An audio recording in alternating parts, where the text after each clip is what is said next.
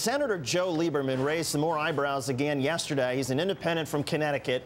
And the senator was asked about the prognosis for health care reform in the U.S. Senate. And he made it clear yet again the bill in its current form, as the Senate has written it, will not make it out alive.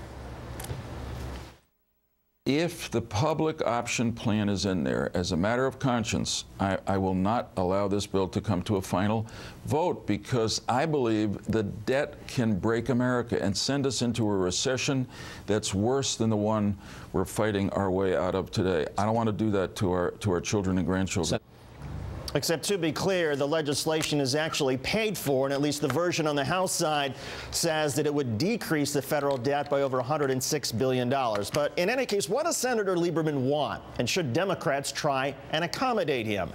Here to make their case, progressive blogger Adam Green, co-founder of the Progressive Change Campaign Committee at boldprogressive.org. Also with us is conservative blogger Amanda Carpenter, who writes for the Washington Times. Adam, let's start with you. It appears that Joe Lieberman's willing to let this go to a debate, and he's now threatening essentially that he will not let it stop the debate and essentially have final passage. Should Harry Reid say, okay, let's go to the debate and see what happens next? Well, Harry Reid should absolutely say, let's go to the debate. Joe Lieberman so far has not said that he will let the bill leave the floor.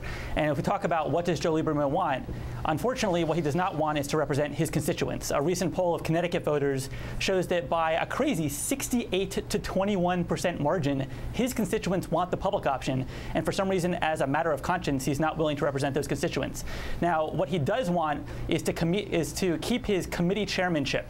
At our website, boldprogressives.org, over 120,000 people have signed a petition asking Senate Democratic leaders like Harry Reid to step up and say if he sides with Republicans on this filibuster question, they will strip his committee chairmanship. This is something that Joe Lieberman does not want to happen, and we think that this is actually the most effective way to pressure him into doing the right thing in the end. Amanda, Joe Lieberman is unpredictable both to Democrats and Republicans, and I wonder if there's any angst on the Republican side that when Joe Lieberman says his opposition is, hey, this is going to hurt the debt, and the Congressional Budget Office says, no, it's actually going to shave more money off the debt than the Republican proposal, Republicans worried that all of a sudden Joe Lieberman's vote might suddenly swing back to the Democrats? Well, I don't think Republicans are worried about that, but I do think they are happy that there is someone within the Democratic caucus who is worried about the spending and deficit angle of this. And, I think this is interesting, and Joe Lieberman may be speaking for more than just himself. I think there's other moderate Democrats who have similar concerns but don't have the liberty, essentially, to go out and speak out in front of this because he's already been drummed out of the Democratic Party. What does he have to lose? So on that front, I think he's probably an ally among moderate Democrats and other blue dogs.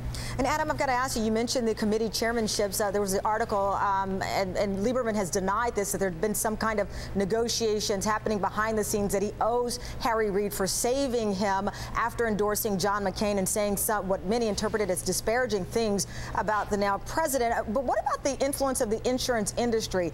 He lives in Connecticut. I believe the three major insurance providers are based in his state. Is money or insurance influence playing a role at all in what Senator Lieberman may or may not want here? Well, that's a very legitimate question. If Joe Lieberman would step up and say, hey, I've gotten millions of dollars from the insurance interests, which he has, and that's why I oppose the public option because it would force them to compete, that would at least be an intellectually honest argument. Unfortunately, saying anything about the debt is a non-intellectually honest argument. And Amanda's right. He is representing more than himself. He's representing 21% of his constituents. Unfortunately, he is opposing 68% of his constituents. And that's why, again, at boldprogressives.org, we're trying to hit him where it hurts. And that is taking away his committee chairmanship if he decides to go down this route. He does owe Harry Reid. He owes the entire Democratic caucus. He really should not even be in that caucus right now. They went out on a limb to give him his chairmanship, and they can take it away. I think this is interesting. I mean, there was so much attention given through the New York 23 race to the so-called civil war going on within the Republican Party. And I see, there's obviously, as Adam's saying, a lot of turmoil on the Democratic side as well. So I think it goes to speak into this political environment where there's just a lot of worry, a lot of angst. And Joe Lieberman is with a lot of people in saying that this is a huge new entitlement program and maybe we should proceed more cautiously.